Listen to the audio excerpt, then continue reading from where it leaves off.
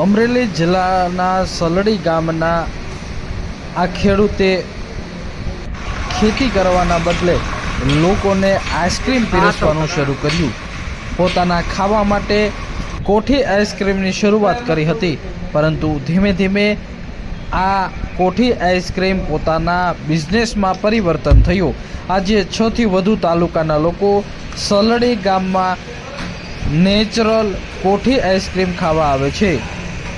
60 રૂપિયા સુધીના ભાવનો આઈસ્ક્રીમ મળી રહે છે.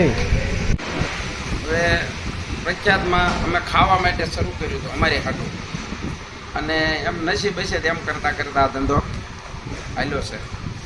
અત્યારે અમારે જાજો બધા કરતાં જાજો ગોટાળો હાલે છે. પછી એક શિવ સ્પેશિયલ હાલે છે.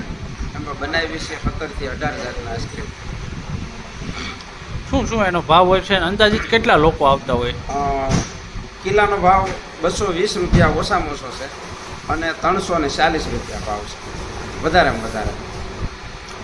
ચોમાસામાં લોકો ખાવા આવે છે. હા, કારણ શું એનું? કારણ આ નેચરલ વસ્તુ છે. અમે કોઈ કેમિકલ, એસન્સ, સેક્રેટ કે પાવડર કોઈ વાપરતા નથી. કેટલાક લોકો દિવસના આવતા છે અંદાજિત? અત્યારે મારે 8 થી 10,000 રૂપિયાનું વેચાણ અત્યારે થાય છે. દાદા, તમે પહેલાં શું કરતા હતા ને અત્યારે શું કરો? કઈ રીતે આ જે આઈસ્ક્રીમની શરૂઆત કરી પહેલાં શું કરતા? મારે ખેતી હતી અને જંતુનાશક દવાની દુકાન છે. રસ ત્યાંથી ચાલુ છે? હા, દુકાન મારે ઘણા ટાઈમ મેં હાકી. પહેલાં હું હીરાનું કારખાનું હાંકતો, બહુ એને ઝાઝા વર્ષ થઈ ગયા. પછી મેં કારખાનું બંધ કર્યા પછી જંતુનાશક દવાની દુકાન ને ખેતી. એટલે ખેતી માણસો કામ કરતા હોય ને આપણે દેખરેખ રાખીને દુકાને બેસીએ.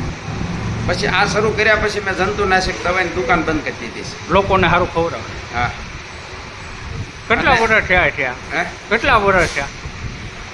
મેં 9માં શરૂ કરી છે દુકાન. 9ની સાલમાં, 2009માં. કેટલા વિસ્તારમાં લોકો આવતા છે? હવે 50-60 કિલોમીટર સુધીથી આવે છે. પછી મારું આઈસ્ક્રીમ અત્યારે રાજકોટ જાય છે, અમદાવાદ જાય છે, ઉપલેટા જાય છે, પછી અહીંયા આપણે પાલીતાણા જાય છે. એમ ઘણી જગ્યાએ છે ગામડામાં છૂટું છૂટું. પણ એ બધા ચોમાસામાં બંધ કરી દે અમુક માણસો. અહીંયા તો ખાવા અહીંયા આવે છે. 6 થી વધુ તાલુકાના લોકો સલડી ગામમાં આઈસ્ક્રીમ ખાવા માટે આવે છે.